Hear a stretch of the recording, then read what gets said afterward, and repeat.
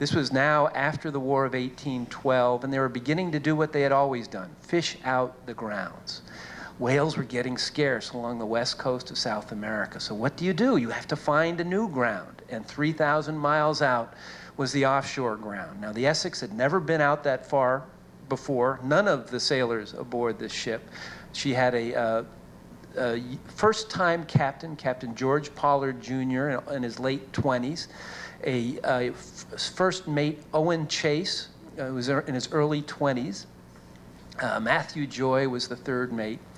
And they decided we need to head out. They were having a miserable whaling voyage. They stop at the Galapagos Islands, which were used routinely by whale ships to collect Galapagos tortoises. They were the perfect provisioning device. You know, they averaged about 85 pounds and would live for up to a year and a half with no food and water and provide the men with delicious meat.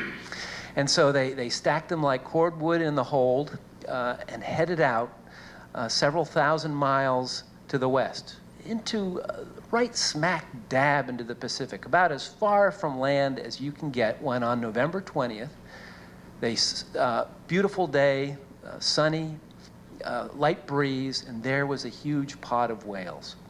They lower the 3 whale boats, leave 2 men aboard the Essex to tend it, and almost immediately, Owen Chase's whaleboat is hit by the tail of a whale, opens up a big hole in it, and he's forced to return to the Essex to repair his boat. They're bailing away and using their coats to plug up the hole as the other 2 whaleboats harpoon whales and are being towed off away. Owen Chase brings up the whaleboat onto the deck of the Essex, turns her over, and begins to nail a piece of canvas to the broken portion of the whaleboat. They had a spare whaleboat, but he felt this would be quicker to get right back out.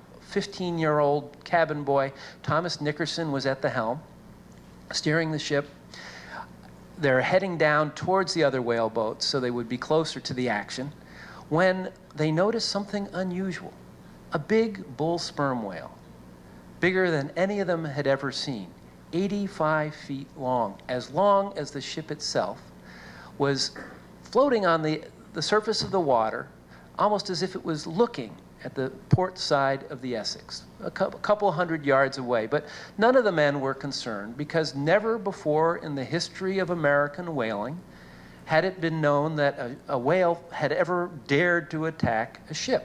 So they continue on, and then they notice that this whale, this huge bull sperm whale, its head mangled with scars. And bull sperm whales are very aggressive animals. Like elephants, bull sperm whales fight for the right to mate with the herd. And this whale begins to move towards the side of the ship, dives down. And when it surfaces, it's now moving quite fast. And its head, that battering ram of a head, is pointed directly to the side of the ship. The men shout out to poor Thomas Nickerson to hard up the helm at an attempt at an evasive maneuver. It's way too late to do anything. And this huge 85-ton creature, because it's about a ton per foot, rams into the side of the ship, knocking every man off his feet, sending some of those Galapagos tortoises that were wandering the deck, skittering like hockey pucks across. The whale goes underneath the ship and surfaces and beneath and knocks the ship up and down as if it's in the midst of an earthquake, knocking the false keel, which is a huge timber, off. And then it surfaces on the starboard side of the vessel, its head towards the bow, its tail towards the stern. Just a few feet from the side of the ship, it's knocked out. It's just lying there on the surface of the sea. And they're staring at this creature that dared to attack a ship. Owen Chase, who was a very aggressive man, even by Nantucket whaling standards, picks up the killing lance, the 18-foot spear used to kill the whale after you had harpooned it. And he motions to stab this creature that had dared to attack a whale. But he notices that the tail is within feet of the rudder. They are more than 3,000 miles from the coast of South America. If they lose the rudder, they're going to be in big trouble. So rather than risking the rudder, he, in a very atypical moment of caution, he relents. As Thomas Nickerson would write in a narrative of the disaster, which was very helpful to me because it had been not discovered until 1980. So provided me with a chance to have a different kind of look at this disaster. Would say, if Chase knew what was about to happen next, he would have risked the rudder. The whale springs to life. And now this is a very angry bull sperm whale. He swims to leeward of the ship at a high rate of speed, several hundred yards. And then he does a behavior typical of an infuriated bull sperm whale, announcing his presence. He leaps up and he snaps its jaws with a percussive force that can be heard for miles. Then he dives down and takes off at an even higher rate of speed and swims about 600 yards ahead of the ship and turns around and begins to come at an increasing velocity towards the bow of the Essex. Now, an 85-foot sperm whale has a tail that is 20 feet wide. It's creating a whitewater wake at least 40 feet wide as this huge bull sperm whale is coming towards the bow of the Essex. The men shout out to Tommy Nickerson, once again to hard up the helm. Once again, it is way too late. And this whale, rather than hitting the stem of the vessel, which is a huge timber that could very well have killed the whale and saved the ship, instead he's just a little to the side and crushes the bow of the Essex as if it were an eggshell. And even, according to one account, driving this 238-ton vessel backwards. The guys are just hanging on. Eventually, the whale extracts its head from the fractured timbers of the Essex and swims off, never to be seen again. All right, well, what do you do now? We're talking about shipwrecks. The Titanic took a long time to go down. You know, Kate and Leo in the movie have all sorts of opportunity to do things. The Essex had a fraction of that time. She was going down very quickly, bow first, with the water then rushing aft as she sunk. And it would be the African-American steward, William Bond, who would really save the day, because he realized more important than anything right now is to get out of Captain Pollard's captain's cabin the navigational guides and equipment. And so even though the ship is filling up with water, he goes down below and comes up with it. You know, by the time he's out of there, he's basically swimming out. As this is happening, Owen Chase is leading the rest of the crew into taking down the one spare whaleboat from the rack over the quarterdeck. By the time Bond makes it to the deck, the ship has canted to the port side and is about to roll over. They've taken the whaleboat, they've just thrown it into the water, everyone's scrambling aboard, Bond gets with them, they row as quickly away as they can, they're only 2 boat lengths away when, with an appalling slosh and groan, the Essex capsizes and just lays there. They're staring at this thing.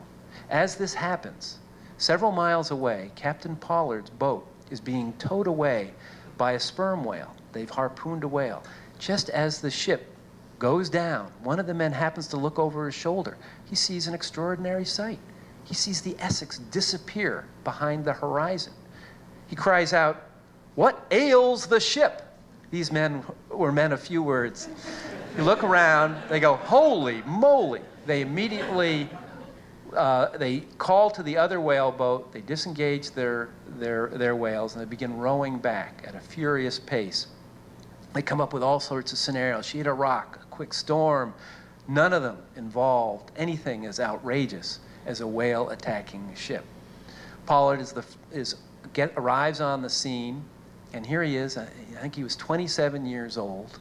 This is his first command, and it's laying there on the side, on its side, floating on the ocean. And he says to Owen Chase, he says, "My God, Mr. Chase, what is the matter?"